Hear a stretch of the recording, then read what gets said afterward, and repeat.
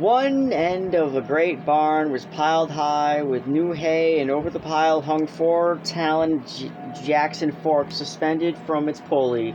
The hay came down like a mountain slope to the other end of the barn, and there was a level place as yet unfilled with the new crop. At the sides, the feeding racks were visible, and between the slats, the heads of the horses could be seen. It was Sunday afternoon. The resting horses nibbled the remaining wisps of hay, and they stamped their feet, and they bit the wood of the mangers, and rattled the halter chains. The afternoon sun sliced in through the cracks of the barn walls and lay in bright lines on the hay. There was the buzz of flies in the air, the lazy afternoon humming. From outside came the clang of horseshoes on the playing peg and the shouts of men playing, encouraging, jeering. But in the end, it was quiet and humming and lazy and warm. Only Lenny was in the barn, and Lenny sat in the hay beside a packing case under a manger in the end of the barn that had not been filled with hay. Lenny sat in the hay and looked at the little dead puppy that lay in front of him. Lenny looked at it for a long time, and then he put out his finger. Then he put out his huge hand and stroked it clear from one end to the other. And Lenny said softly to the puppy, "Why do you get to be killed? Why do you got to get killed? You ain't so little as mice. I didn't bounce you hard."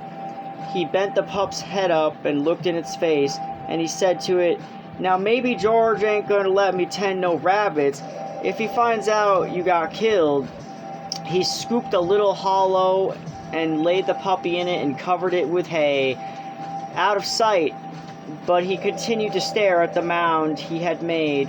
He said, "This ain't no bad thing like I got to go hide in the brush. Oh no, this ain't. I'll tell George I found it dead." He unburied the puppy and inspected it, and he stroked it from ear to tail. He went on sorrowfully, "But he'll know. George always knows. He'll say, 'You done it. Don't try to put nothing over on me.' And he'll say, 'Now just for that, you don't get to tend to no rabbits.'" Suddenly, his anger rose. "God damn you," he cried. "Why do you got to get killed? You ain't so little as mice." He picked up the pup and hurled it from him. He turned his back on it. He sat bent over his knees and he whispered, "Now I won't get to tend the rabbits. Now he won't let me." He rocked himself back and forth in his sorrow. From outside came the clang of horseshoes on the iron stake, and then a little chorus of cries. Lenny got up and brought the puppy back and laid it back down. He stroked the pup again. "You wasn't big enough," he said. "They'll told me you wasn't. I didn't know you'd get killed so easily." He worked his fingers on the pup's limp ear. "Maybe George won't care," he said. "This here goddamn little son of a bitch wasn't nothing to George." Curly's wife came around the end of the last stall. She came very quietly so that Lenny didn't see her. She wore her bright cotton dress and the mules with the red ostrich feathers. Her face was made up and the little sausage curls were all in place. She was quiet near to him before Lenny looked up and saw her. In a panic, he shoveled hay over the puppy with his fingers. He looked sullenly up at her. She said, "What do you got there, sonny boy?" Lenny glared at her. "George says I ain't to have nothing to do with you. Talk to you or nothing." She laughed. "George giving you orders about everything?" Lenny looked down at the hay.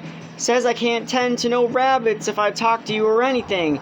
She said quietly, "He's scared Curly'll get mad." Well, Curly got his arm in a sling, and if Curly's gets tough, you can break his other hand. You didn't put nothing over on me about getting it caught in no machine. But Lenny was not to be drawn. "No, sir, I ain't gonna talk to you or nothing." She knelt in the hay beside me. She knelt in the lay beside him. "Listen," she said, All the guys got a horseshoe tenement going on. It's only about 4 o'clock. None of them guys is going to leave the tenement. Why can't I talk to you? I never get to talk to anybody. I get awful lonely." Lenny said, "Well, I ain't supposed to talk to you or nothing." "I get lonely," she said. "You can talk to people, but you can't talk to nobody but Curly, else he gets mad. How'd you like to not talk to anybody?" Lenny said, "Well, I ain't supposed to. George's scared I'll get in trouble." She changed the subject. "What you got covered up there?" Then all of Lenny's woes came back on him. "Just my pup," he said sadly. "Just my little pup." And he swept the hay from on top of it. "Why, he's dead," she cried. "He was so little," said Lenny. "I was just playing with him, and he made like he's gonna bite me, and I made it like I was gonna smack him, and I done it, and then he was dead." She consoled him. "Don't you worry none. He was just a mutt. You can get another one easy. The whole country is full of mutts." "It ain't that so much," Lenny explained miserably. "George ain't gonna let me tend to no rabbits." "Why don't he?" "Well, he said if I done any more bad things, he ain't gonna let me tend to the rabbits." She moved closer to him and she spoke soothingly. "Don't you worry about talking to me. Listen to the guy out there. They got $4 bet in that tenement. None of them ain't gonna leave it till it's over. If George sees me talking to you, he'll give me a hell," Lenny said cautiously. "He told me so." Her face grew angry. "What's the matter with me?" she cried. "Ain't I got a right to talk to anybody? What do you think I am, anyways? You're a nice guy. I don't know why I can't talk to you. I ain't doing no harm to you." "Well, George says you'll get us in a mess." "Ah, nuts," she said. "What kind of harm am I gonna do to you? Seems like they ain't none of them cares how I gotta live. I tell you, I ain't used to living like this. I could have made something of myself," she said darkly. "Maybe I will yet." And then her words tumbled out in a passion of communication, as though she hurried before her listener could be taken away. "I lived right in Salinas," she said. "Come there where I was a kid. Well, a show came through and I met one of the actors. He says I could go with that show, but my old lady wouldn't let me. She says because I was only 15, but the guy says I coulda. If I'd went, I would have been living like this. I wouldn't be living like this, you bet." Lenny stroked the pup back and forth. "We're gonna have a little place and rabbits," he explained.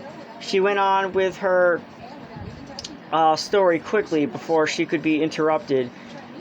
"Another time I met a guy and he was in pictures. Went out to the Riverdale Dance Palace with him. He says he was going to put me in the movies. Says I was a natural. Soon's he got back to Hollywood, he was going to write to me about it." She looked closely at Lenny to see whether she was impressing him. "I never got that letter," she said. "I always thought my old lady stole it." "Well, I wasn't going to stay no place where I couldn't get anywhere to make something of myself, and where they stole your letters." I asked her if she stole it too, and she says no. So I married Curly. Met him out to the Riverdale Dance Palace that same night. She demanded, "You listening?" "Me? Sure." "Well, I ain't told this to nobody before. Maybe I oughtn't to. I don't like Curly. He ain't a nice fella." And because she had confided in him, she moved closer to Lenny and sat beside him. Could have been in the movies and had nice clothes, all them nice clothes like they wear. And I could have sat in them big hotels and had pictures took of me. When they had all them previous, I could have wore they had them previews, I could have went to them and spoke in the radio, and it would have cost me a cent, but I was in the picture, and all of them nice clothes like they wore. Because this guy says I was a natural." She looked up at Lenny, and she made a small, grand gesture with her arm and hand to show that she could act. The fingers trailed after her leading wrist, and her little finger struck out gradually from the rest. Lenny sighed deeply. From outside came the clang of horseshoes on metal, and then a chorus of cheers. "Somebody made a ringer," said Curly's wife. Now the light was sifting as the sun went down, and the sun streaks climbed up the wall and fell over the wooden racks and over the heads of the horses.